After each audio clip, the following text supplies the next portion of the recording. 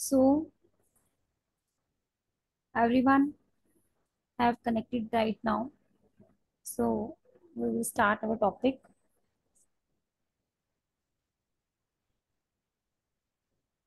Infancy characteristics.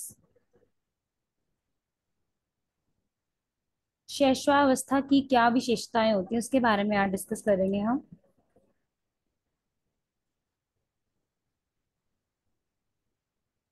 सबसे पहले ये बताएंगे आपको कि इन्फेंसी क्या होते हैं। First 2 year of the development known as infancy, कि जब बच्चा माँ के गर्भ से बाहर आता है उसके 2 सालों तक जो बच्चे की डेवलपमेंट होती है, विकास होता है, उसे हम क्या कहते हैं, इन्फेंसी स्टेज कहते हैं। इसको दो कैटेगरी में डिवाइड किया गया है। First one is a neonate, second one is a toddler. Neonate जो 0 to 2 वीक्स के एज ग्रुप में बच्चे जो आते हैं उन्हें न्यूनेट कहते हैं।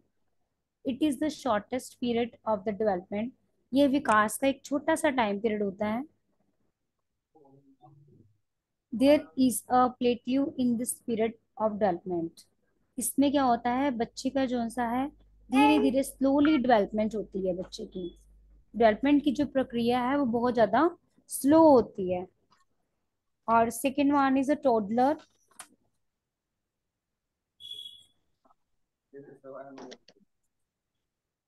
टोडलर का टाइम पीरियड होता है 2 वीक्स से लेकर 2 ईयर्स तक। Also known as a babyhood, इसे हम क्या कहते हैं, बेबीहुड भी कहते हैं। It an age of rapid growth. इसमें क्या होता है, बच्चे की ग्रोथ बहुत तेजी से होती है। 2 वीक का जब बच्चा होता है, 2 वीक से लेकर 2 ईयर्स तक उसकी ग्रोथ जो होती है, उसका विकास, उसकी वृद्धि जो है वो बहुत तेज होती है। चेंज एंड डिक्रीजिंग डिपेंडेंसी, और जो बच्चा है उसकी निर्भरता धीरे धीरे कम हो जाती है अपने पेरेंट्स पर, अपने केयर टेकर पर।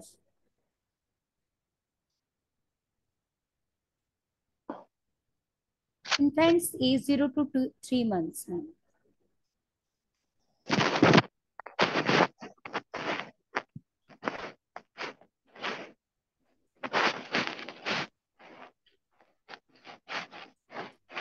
जो बच्चे के अंदर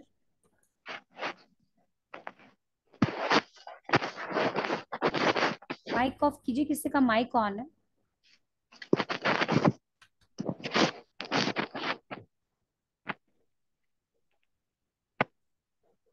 इन्फेंट्स एज 0 to 3 मंथ्स में जो है ग्रोस मोटर माइलस्टोन्स। जब बच्चा 0 से लेकर 3 मंथ्स तक होता है तो वो क्या क्या एक्टिविटी करता है। Important visual skill immersion during the first 3 months. First 3 months में क्या होता है, बच्चे की जो मोटर स्किल्स हैं, मोटर मतलब होता है कि जो काम हाथ पैर से वो जिसमें हाथ पैर चलाता है, that is called a motor skills.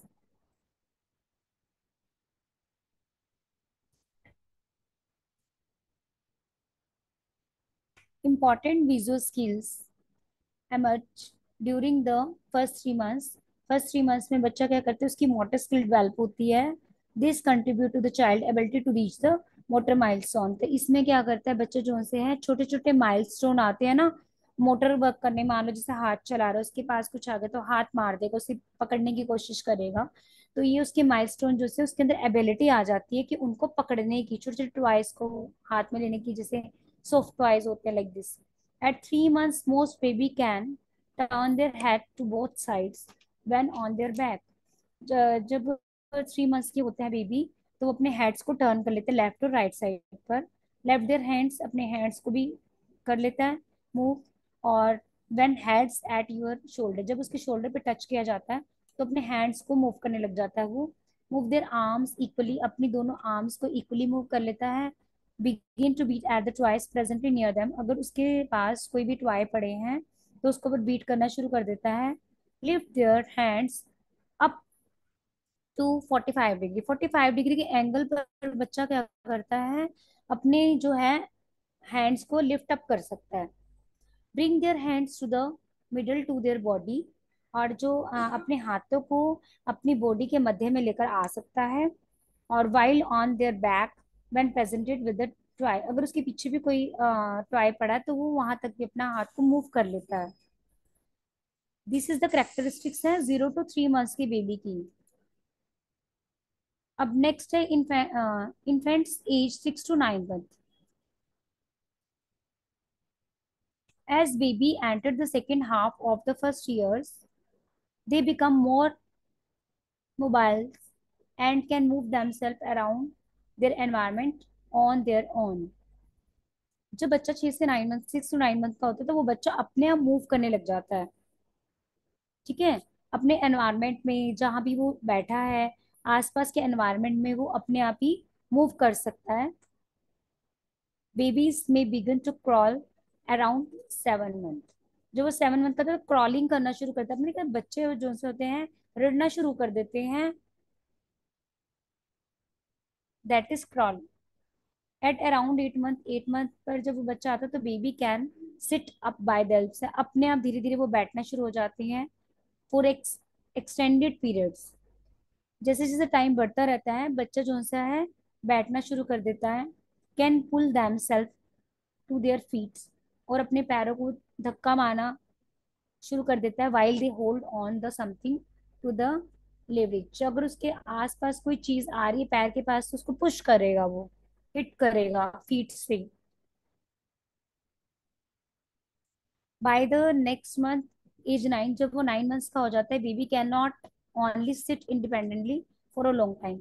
जब वो 9 मंथ का 8 मंथ में वो बैठना सीखता है, लेकिन जब 9 मंथ में आ जाता है तो वो ज्यादा टाइम के लिए नहीं बैठ सकता,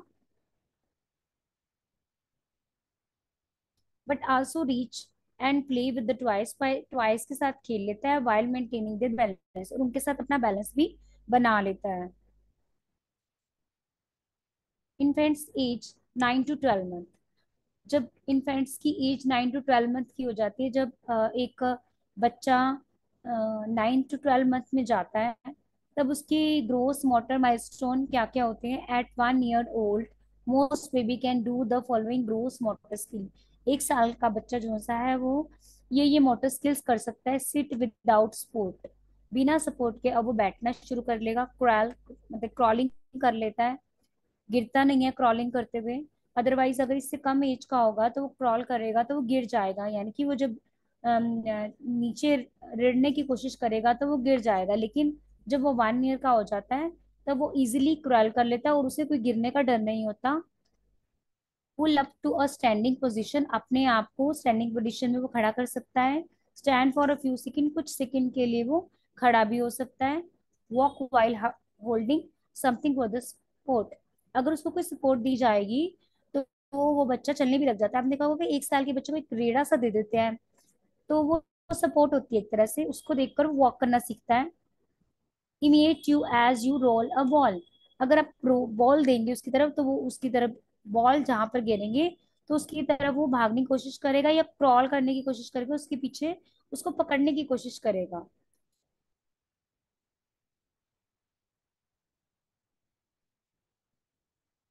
wait.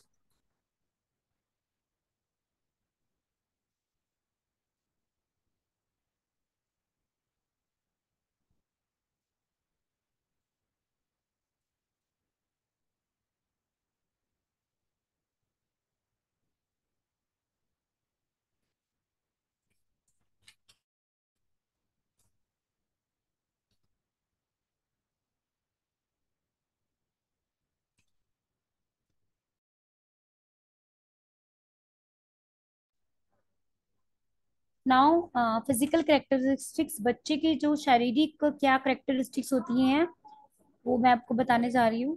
Height, most newborn are 19 to 21 inch in the length. जो न्यूबॉर्न बेबी होते हैं उनकी जो हाइट होती है वो 19 से लेकर 21 इंच तक होती है। ऑन एवरेज अबाउट 20, जो एवरेज बच्चे होते हैं उनकी 20 एवरेज कंसीडर होगी, वो 20 होगी। लेकिन किसी की 19 भी होती है और कई बच्चों की 21 इंच भी होती है length. The typical 2 years old, जब 2 साल के बच्चे हो जाते हैं इस 32 to 36 इंच इन हाइट, उनकी हाइट 32 से 36 तक हो जाती है 2 साल के बच्चे की। There is a dramatic change in the body proportion during the first year. पहले 2 साल में बच्चे की हाइट में एकदम ड्रास्टिक चेंज आता है। A new born head is about 25% of its entire length.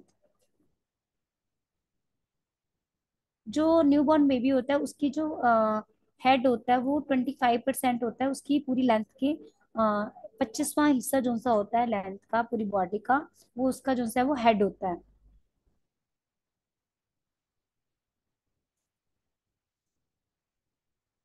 Next हमारी करेक्टरिस्टिक्स है बॉडी वेट। ये हमारे पास होगी फिजिकल करेक्टरिस्टिक्स में ही आएंगी। The average new born baby weight about 7.5 pound. जो न्यू बॉर्न बेबी होता है उसका वेट 7.5 माना जाता है। और लेकिन जो उसकी रेंज होती है वो 6 to 9 पाउंड होती है बर्थ के टाइम, जो ज्यादातर इन्फेंट होते हैं उनकी। After a few days of the moderate weight loss due to the impulsion of the weight and getting used or to feeding, the infant start growing rapidly। जब बच्चा फीडिंग करता है तब उसका वेट रिड्यूस होना शुरू हो जाता है, क्योंकि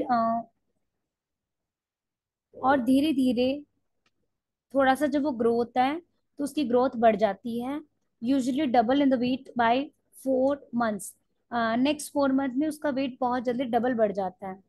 the birth weight is tripled by the 12 month.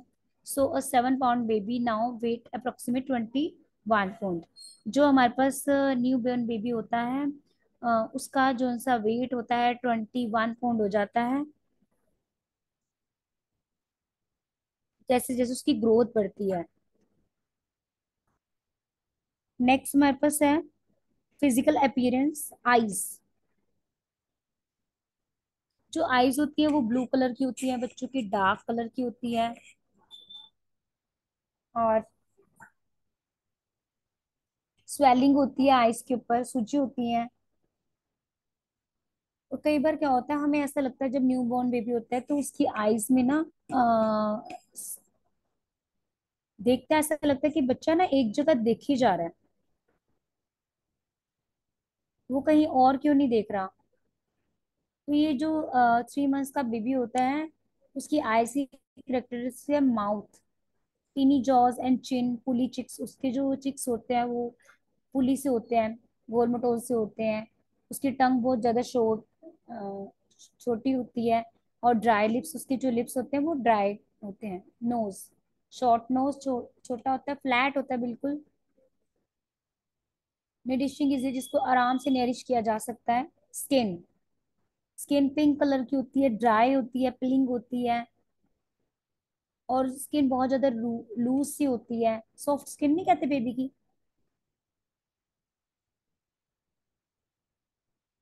ठीक है। मैम ये सप्लोचस का मतलब क्या होता है? ऑन वाइट ऑफ आइज, क्या मतलब इसका? उसके कई बार आपने देखा होगा कि जो न्यूबॉर्न बेबी होते हैं उसके ना ऐसा लगता है आईज के ऊपर कुछ है, वाइट वाइट रंग के स्पॉट्स अच्छा, से। वो गिद्ध टाइप जो आती है। जी जी जी वो यस मैम। उसको बोला है इन्होंने। Yes ma'am. ठीक है जी। ठीक। और हमारे पास हो गया, नेक्स्ट है फिजिकल अपीयरेंस में हमारे पास नेक्स्ट है वेंगो। जो छोटे बच्चे होते हैं उनके जो fuzzy hair covering the body to keep the fat warms. जो बच्चों के आपने देखा होगा छोटे बच्चों के जो हेयर्स होते हैं बहुत ज्यादा सॉफ्ट होते हैं, कोमल होते हैं। यस वो मैम। इसलिए होते हैं ताकि जो जो उनका हेड होता है ना, उनका हेड बहुत ज्यादा गर्म होता है। और वो जो उनके सॉफ्ट हेयर होते हैं, कोमल बाल होते हैं, वो उसको कवर करके रखते हैं उनकी गर्मी को। उनकी एक तरह से प्रोटेक्शन होती है एक तरह से। ठीक है। लोएंगो उसे कहते हैं जो बाल होते हैं सॉफ्ट से। Bones and the teeth, teeth usually not seen at birth. जब बच्चा का जन्म होता है तो उसके जो उसके पास टीथ नहीं होते उसके। बोन्स आर फ्लेक्सिबल, जो बोन्स होती हैं हड्डियां होती हैं वो फ्लेक्सिबल होती हैं। इजी टू मूव, मतलब कहीं भी आप मूव कर सकते हो। आपने देखा होगा छोटे बच्चों की जो बॉडी होती है बहुत ज्यादा फ्लेक्सिबल होती है, because they are compose of the catfish. क्योंकि वो कैटफिश से बनी होती है इसलिए जो उनकी बॉडी होती है बहुत ज्यादा क्या होती है, फ्लेक्सिबल होती है। Head to body proportion. जो न्यूबॉर्न बेबी होता है उसकी 1/4 होती है, हेड की बात कर रहे हैं। लेकिन जो एक नॉर्मल पर्सन होता है उसका 1/7। यहाँ पर जो बेबी है उसका रेशियो बता रखा है 1/4। जो मैंने आपको पहले भी बताया था कि जो हेड होता है वो पूरी बॉडी का 25% होता है, यही इन्होंने बता रखा है। 1/4 रेशियो होता है पूरी बॉडी का। और अगर एक नॉर्मल पर्सन की बात करते हैं तो 1:7 होता है हेड। राउंडेड चेस्ट राउंड होती है उनकी, और लेग्स छोटी होती हैं, short legs compare to the arm. जो उनकी बाजू बाजू और हाथ बहुत छोटे छोटे होते हैं, पैर बहुत छोटे छोटे होते हैं। लेग्स को वो पुल भी कर सकते हैं, बेंट भी कर सकते हैं क्योंकि वो फ्लेक्सिबल है। ठीक है। और जो उनका एक है ना, और जो स्टमक जी, तो हमारे पास हेड टू बॉडी प्रोपोर्शन के बारे में मैंने आपको बता दी कि जो उसका बॉडी का प्रोपोर्शन होता है हेड का 1/4 होता है। जो उसका हेड होता है बॉडी के 1:4 होता है। ठीक है। वो जो चेहरा होता है उसका वो रेड कलर का होता है बच्चे का। और जो पेट है वो उसका स्वेलिंग होगी उसके पेट पर। जो हाथ पैर, उनके छोटे छोटे हाथ पैर होते हैं। ठीक है। ये फिजियोलॉजिकल फंक्शन, ये आपको जो है दे रखा है, आपको ये थोड़ा सा याद करना पड़ेगा कि रेस्पिरेशन रेट क्या होती है, सांस लेने की प्रक्रिया 40 to 50 पर मिनट्स। उनकी जो बिल्कुल ना, जो मैंने आपको ये सारी डिटेल में बता रखा है सब कुछ कि रेस्पिरेशन अगर वो सांस ले रहा है तो कितने मिनट हो गए, 40 to 50 मिनट्स उसका एक एवरेज होता है। और जो कि धीरे धीरे क्या होता है वो कम होना शुरू हो जाता है जैसे जैसे वो बड़ा होता है। टेम्परेचर जो से फ्लक्चुएट होता रहता है मच मोर देन अडल्ट। हमारी जो एडल्ट होते हैं, हमारा जो ये है टेम्परेचर है वो फ्लक्चुएट नहीं होता, लेकिन जो न्यू बॉर्न बेबी होता है उनका फ्लक्चुएशन होता है, कभी अप कभी down. Stomach functioning not mature enough, इतनी मेच्योर नहीं होती है। कैन एक्सेप्ट, ये सिर्फ मिल्क को एक्सेप्ट करती है इनका स्टमक। और कोई हैवी डाइट नहीं ले सकते, ये खा भी नहीं सकते भी, छोटे है ना ये। तो ये सिर्फ मिल्क को ही इनका जो स्टमक है वो एक्सेप्ट करता है, और इनको चाहिए वही होता है। इसी से इनकी ग्रोथ होती है। कहते हैं ना, mother feed is sufficient for the kids. Heart beat more than एक अडल्ट की रिगार्डिंग जो उनसे है कंपैरेटिव, इनकी हार्ट बीट तेज होती है। Sleep most of the time, ये सोते ही रहते हैं सारा ज्यादा time. Irregular pattern which become the regular over time. आपने देखा होगा छोटे बच्चे जो से हैं जब दिल करता है तभी सो जाते हैं, उनका एक टाइम पीरियड नहीं होता, वो उनका पूरी दिनचर्या में आधे से ज्यादा टाइम जो है उनका स्लीपिंग ही टाइम पीरियड होता है। Yes ma'am. लगता है आपके घर में सबके पास छोटे छोटे बच्चे हैं। No ma'am.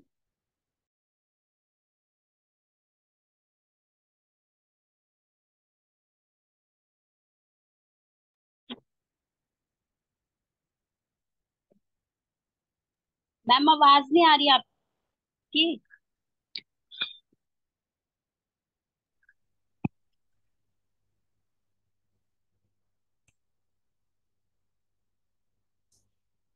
Now motor skills, infant needs to learn how to move. Infants को भी ये पता चल चुका है कि उसे कैसे मूव करना है, to use their body to perform various task.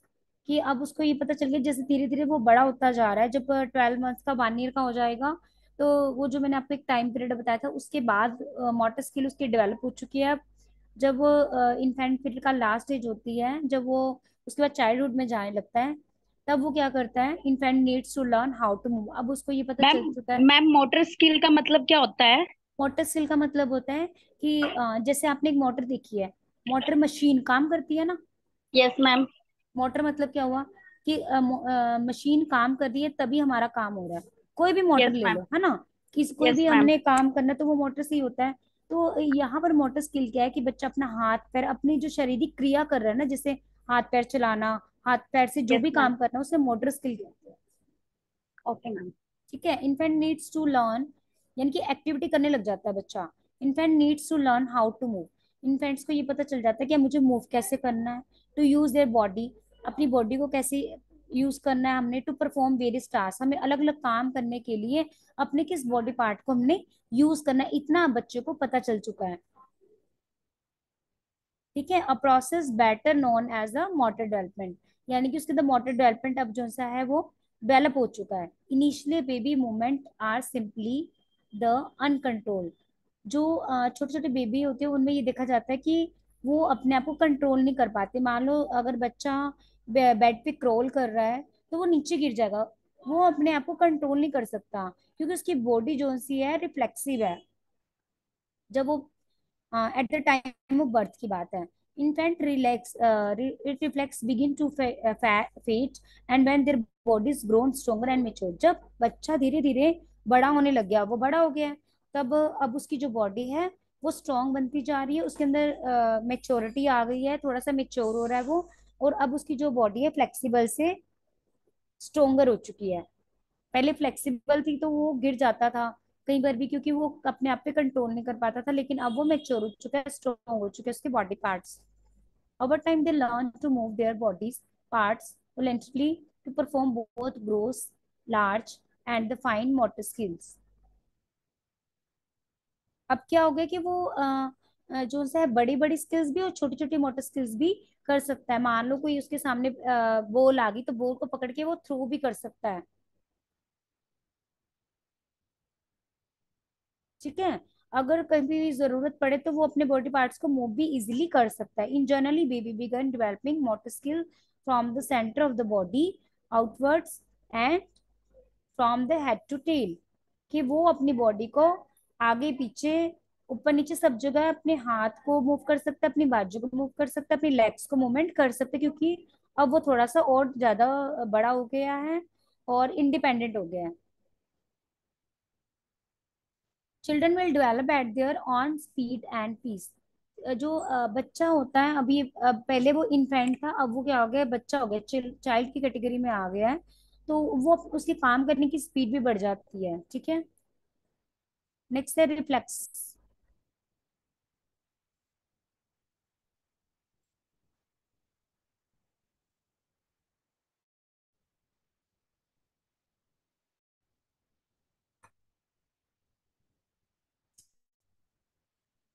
देखिए, जन्म से ही बच्चे बहुत सारे रिफ्लेक्सेस में पैदा होते हैं। Infant are born with the surprising number of the unlearn reflexes, कि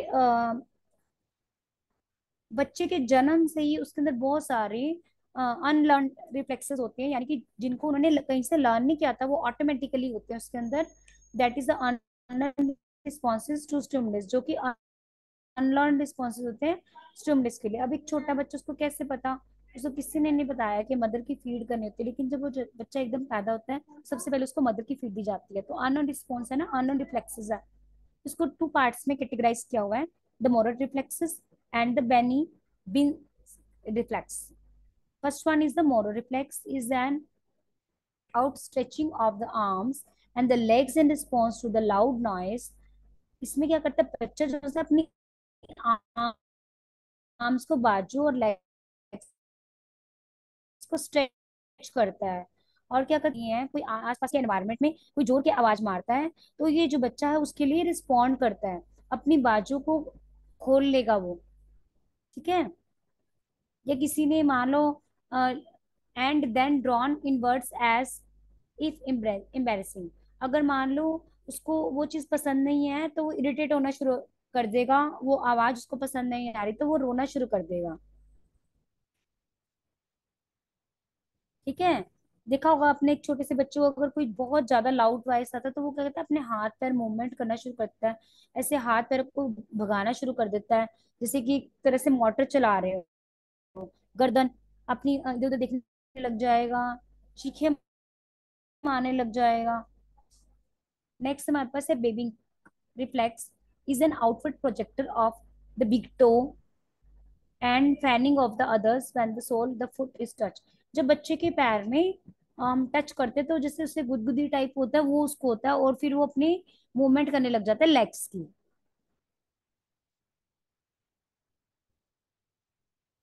ये आपको देखो, मैंने आपको बताया ना बेबिन की में क्या होता है, देखो उसके फीट के ऊपर मदर ने या फादर ने किसी ने हाथ फिंगर टच कर रखे, तो उसको जैसे फिर वो क्या करता है, मूव करना शुरू कर देता है।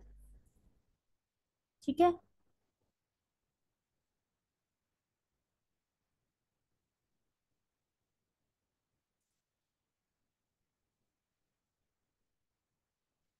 Next, some more reflexes I am going to discuss with you. The sucking reflex. Sucking reflex क्या होता है कि जब बच्चे के sucking reflex occur when an object touch the lips. अब जब छोटा सा बच्चा होता है, अगर उसके लिप्स के ऊपर फिंगर टच की जाए, कुछ भी टच किया जाएगा, तो उसको सक करना शुरू कर देगा। ये उसका एक ऐसा रिफ्लेक्स है जो इनबोर्न है, अनलर्नड है, उसने किसी से सीखा नहीं है। लेकिन उसको ये होता है कि अगर उसके लिप्स के पास कुछ भी टच करेंगे तो उसे सकिंग करना शुरू कर देता है वो। The routing reflex is the turning of an infant head towards the stimulus, such as a breast and hand। जब बच्चे के गालों को स्पर्श किया जाता है या फिर उसकी ब्रेस्ट को टच किया जाता है, तब जो उसका रिफ्लेक्स बाहर निकल के आता है उसे हम कहते हैं द रूटिंग रिफ्लेक्स।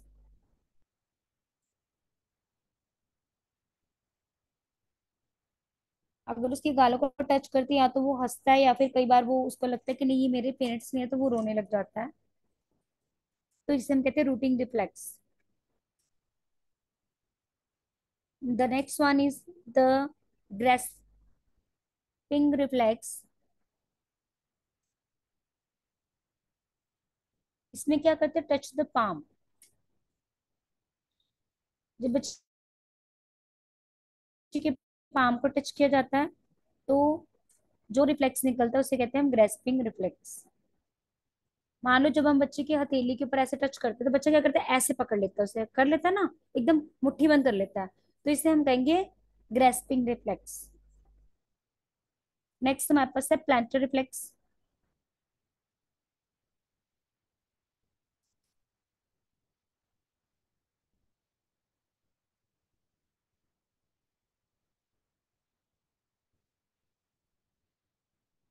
इसमें क्या होता है कि बच्चे की पैर की उंगलियां को जब हम टच करते हैं और फीट को टच करते हैं, तो बच्चा क्या करता है, जब हम पैर उसके टच करेंगे और फीट को टच करते हैं, ऐसे से हम बच्चे को ऐसे से करवाते हैं ना मूवमेंट, बॉल पकड़वाते हैं कई बार। छोटे बच्चों को हमने किया सॉफ्ट बॉल, उनके लिए स्पेशल मार्केट में मिलती है, एक बॉल देते हैं सॉफ्ट बॉल, ताकि वो उसको हाथों की ग्रिपिंग उसकी जो से वो स्ट्रांग हो सके। ठीक है। Yes ma'am. कई बार फिजिशियन भी, अगर मान लो बच्चे बच्चे का ये जो रिफ्लेक्स है, प्लांटर रिफ्लेक्स जो है वो डेवलप है पेरेंट्स को, कि आप बच्चे को एक सॉफ्ट बॉल दो ताकि वो इसके अंदर ये प्लांटर रिफ्लेक्स जो है वो डेवलप हो सके।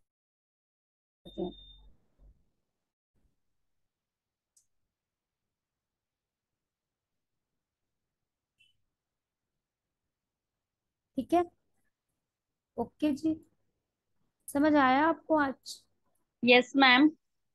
हमने क्या क्या पढ़ा? इसके अलावा मैं कुछ आपको बताना चाहती हूँ, you can write down regarding to this. ये तो जो मैंने आपको डिस्प्ले किया है, characteristics of in.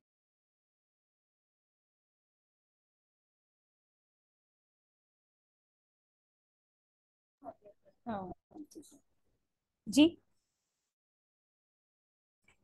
Now we have discuss the physical characteristics of man fantasy. अभी मैंने आपको फैंसी जो है शैशव अवस्था की शारीरिक विशेषताएं बताई थी, जो हमने पीपीटी में शो किया है। अब मैं आपको मेंटल मेंटल कैरेक्टरिस्टिक्स के बारे में बताऊंगी।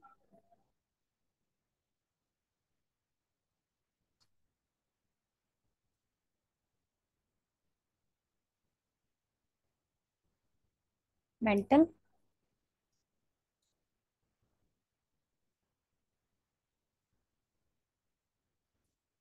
Mental characteristics of invention. ठीक है। इसमें हमारे पास है शैशवावस्था की मानसिक विशेषताएं क्या होती हैं। तो इसके अंदर हमारे पास सब पॉइंट्स आएंगे।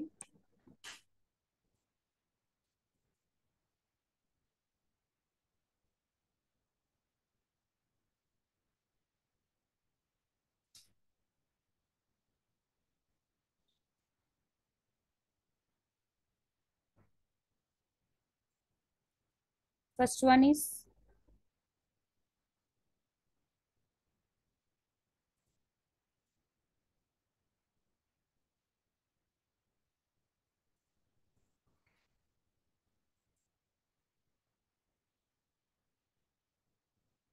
फर्स्ट वीक में क्या होता है, यानी कि पहले सप्ताह में।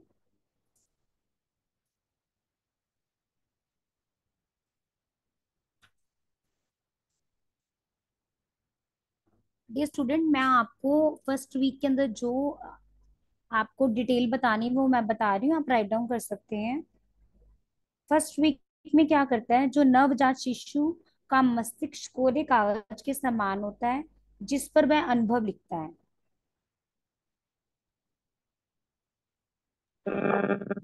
किसके समान? कोरे कागज के समान, जिस पर वो क्या करता है, अनुभव लिखता है।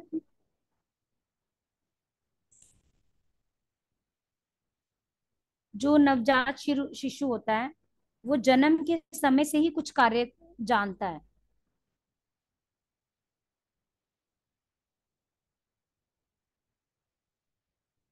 वो कौन कौन से कार्य हैं? जैसे छींकना, हिचकी लेना,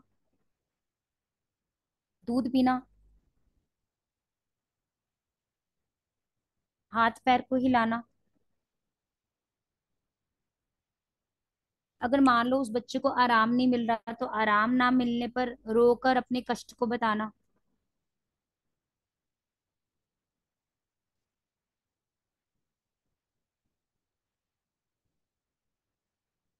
is it clear to everyone? Yes ma'am. Next,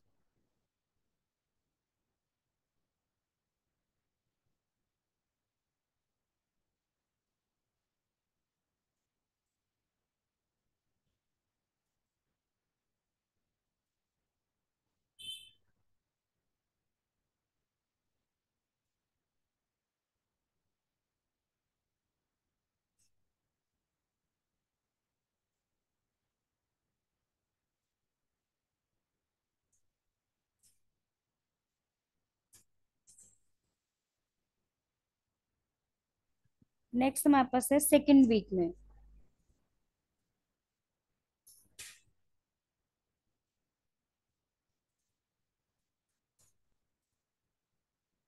second week में क्या करता है बच्चा?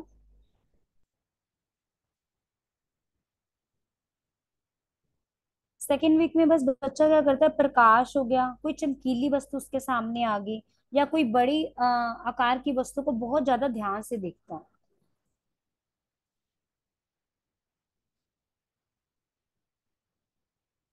क्लियर है सभी को? Yes ma'am. नेक्स्ट हमारे पास आगे थर्ड वीक।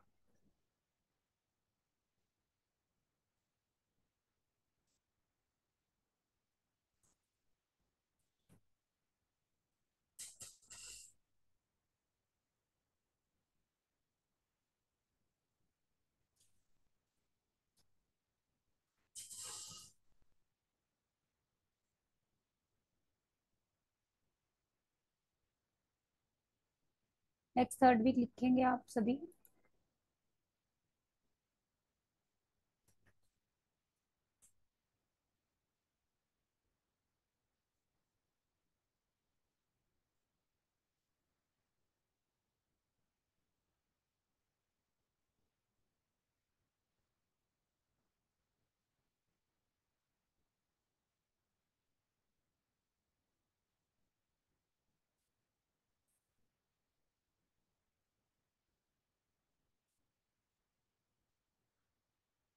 मेरी आवाज आ रही सभी को?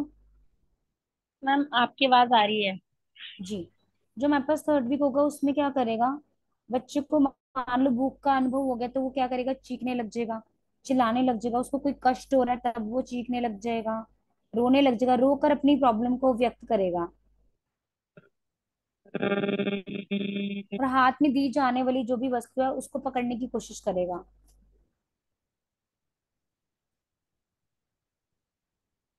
और थर्ड वीक में क्या होता है कि बच्चा, कोई आवाज सुनाई दे रही है उसको, कोई ध्वनि सुनाई दे रही है, तो उसको सुनने के लिए अपना सिर घुमाता है कि कहाँ से आवाज आ रही है।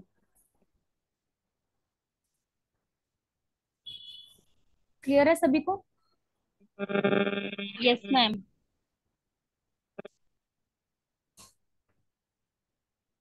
नेक्स्ट हमारे पास है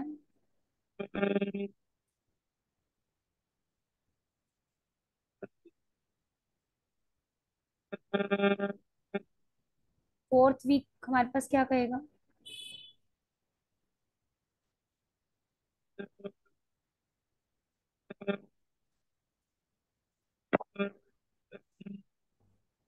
आप अपने आप लिखते जाइए, फोर्थ वीक में होगा हमारे पास।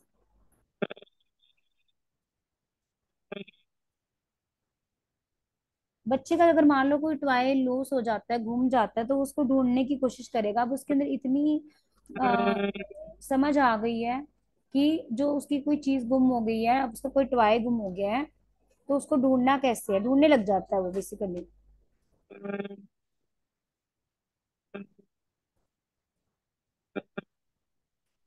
ठीक है।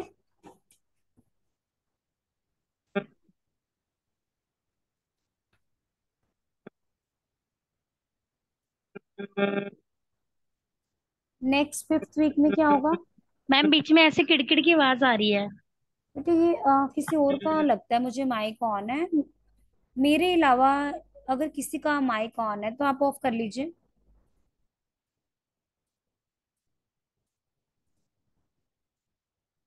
हाँ जी।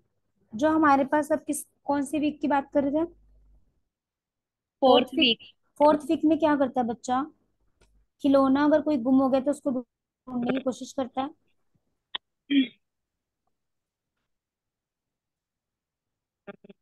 अगर उसको कोई चीज दी जाती है तो उसको हाथ में पकड़ने की कोशिश करता है। Please off your mic everyone. Six. अभी फोर और फिफ्थ मंथ में, फोर और फिफ्थ वीक में यही करता है वो। सिक्स वीक में क्या करता है वो? जो भी उसको आवाज सुनाई देती है उसको फॉलो करता है, और धीरे धीरे अपना नाम समझने लग जाता है उसके।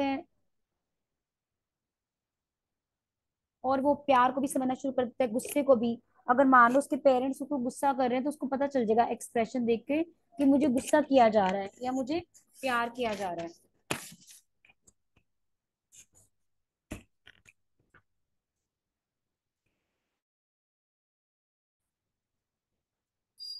नेक्स्ट हमारे पास है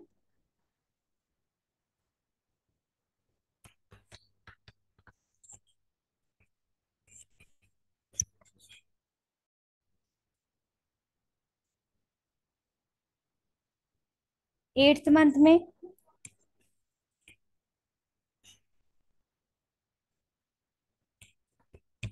एट्थ मंथ में जो बच्चा है वो अपनी पसंद का टॉय छांटना शुरू कर देता है और दूसरे बच्चों के साथ खेलना शुरू कर देता है एट्थ मंथ में।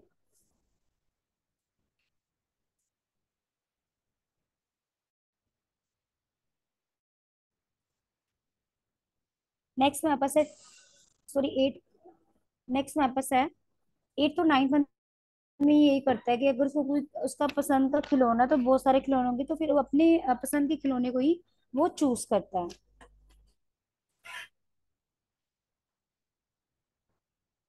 टेंथ मंथ में क्या करता है वो? एट नाइन मंथ में ये दोनों चीजें करेगा। टेंथ मंथ में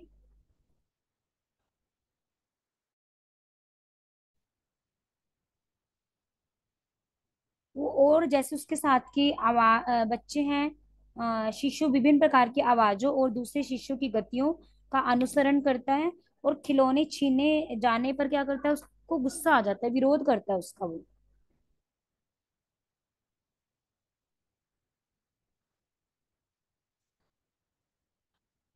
अब बच्चा हो गया 1 ईयर का। 1 ईयर में उसकी क्या मेंटल करेक्टरिस्टिक्स होती हैं?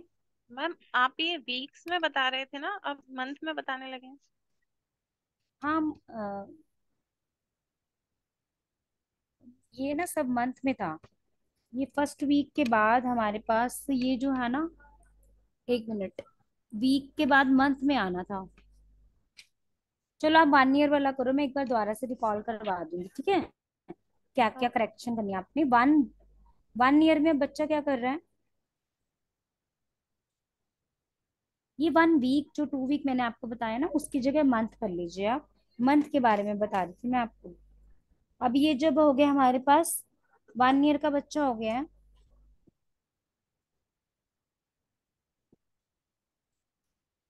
अब बच्चा क्या करते हैं, धीरे धीरे वर्ड्स बोलने शुरू कर दिए, शब्द बोलने शुरू किया, क ख ग। जब 1 ईयर का हो गया तो छोटे छोटे शब्द बोलना शुरू कर देता है बच्चा।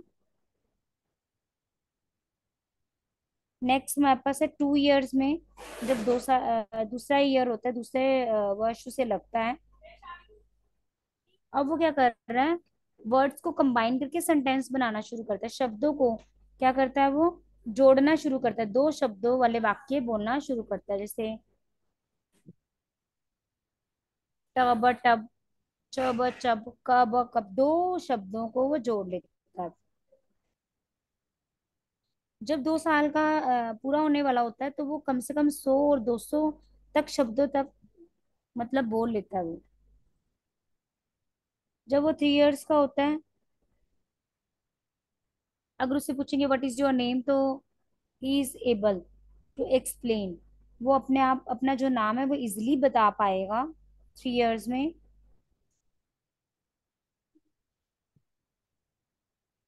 अगर मान लो उसके सामने एक हमने लाइन ड्रॉ करी है, तो वो सेम वैसी लाइन ड्रॉ कर सकता है।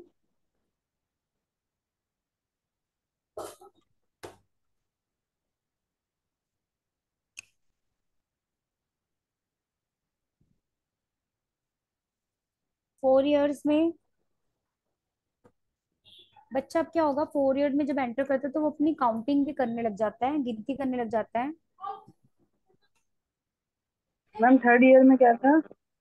3rd ईयर में अगर मान लो उससे कोई भी नाम पूछता है तो वो अपना नाम इजीली बताने लग जाता है।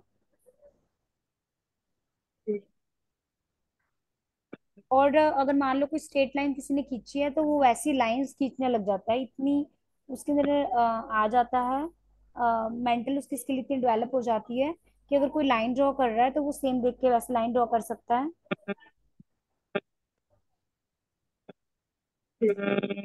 4th ईयर में अब बच्चा क्या कर रहा है, काउंटिंग लिखने लग जाता है।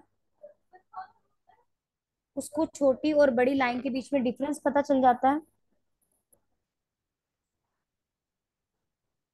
और अक्षर लिखने लग जाता है। और जो वस्तु है उसको क्रम में लगाना शुरू करता है, बड़ी से छोटी, छोटी से बड़ी। अब उसको इतनी पहचान हो गई है कि वो जो सा है उनको असेंडिंग और डिसेंडिंग ऑर्डर में लगाने लग जाता है।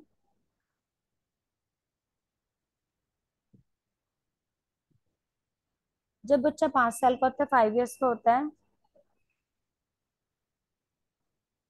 वो बच्चा कलर्स में डिफरेंस करना शुरू कर देता है, उसको कलर्स की पहचान हो जाती है, हल्के और भारी वस्तु की पहचान हो जाती है। अब वो अपना नाम लिखने लग जाता है, और वो डिफिकल्ट और इजी वर्ड दोनों दोनों ही बोलने लग जाता है।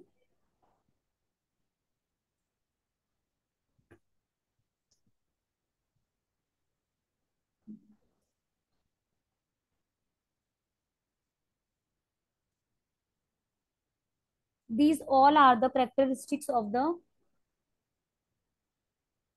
infancy। शैशवावस्था की ये सब मानसिक विशेषताएं।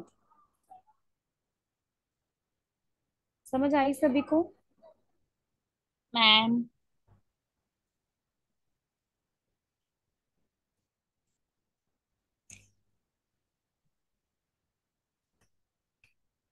तो हम एक और डिस्कस करें, यस मैम।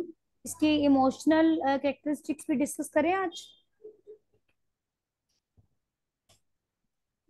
मैथ इमोशनल कल कर लेंगे, वरना कंफ्यूजन हो जाएगा फिर मेंटल फिजिकल में। हाँ, मैंने तभी आपसे पूछा, क्योंकि मुझे ये था कि आज का ये टॉपिक ज्यादा ना हो जाए। Yes ma'am. चलो ठीक है, आपको समझ आया सभी को। Yes ma'am. आपने ना इसकी हेडिंग लिखनी है, जैसे एज में, हाइट में, और उसको थोड़ा थोड़ा एक्सप्लेन करते जाएंगे आप। मैंने तो आपको बहुत ब्रॉड वे में करवाया है, आप इसको थोड़ा सा अपनी लैंग्वेज में करके और थोड़ा सा समराइज करके भी लिख सकते हैं, क्योंकि मैंने आपको बताया था कि आपके लिए मैं मटेरियल के लिए बहुत ज्यादा एफर्ट करती हूँ कि अच्छे से अच्छा मटेरियल और ज्यादा से ज्यादा मटेरियल कलेक्ट कर सकूँ आप लोगों के लिए।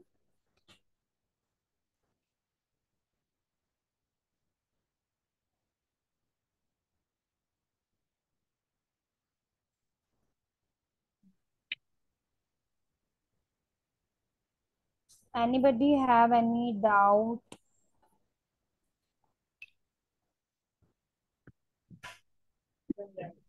मैम एक बार 10 मंथ में बता दीजिए, थोड़ा सा सुन नहीं पाई। 10 मंथ में? फिर से बोलना है। हाँ हाँ, जी। कौन बताएगा जी? मैम क्या बता 10 मंथ की कौन से करेक्टरिस्टिक्स की बात कर रहे हैं बेटे आप? मैम चीज का टॉयज विरोध वगैरह करने लगता है बच्चा। एक एक करके बोले, नहीं समझ आ रहा। मैम 10 मंथ में बच्चा किसी भी चीज का विरोध करने लगता है, अपना गुस्सा दिखाने लगता है। हाँ उसका जी। कोई टॉयज वगैरह ले लेता है या कोई चीज छीन लेता है तो फिर उसको चिड़चिड़ापन होता है, गुस्सा होता है। यस। आवाजों का अनुसरण करने लगता है। जी। और बताइए। आपने ये बताया। हम्म। मैम उससे पता होता है, अगर हम उससे पूछे काओ कहाँ है, फैन कहाँ है, वो बताता सब कुछ।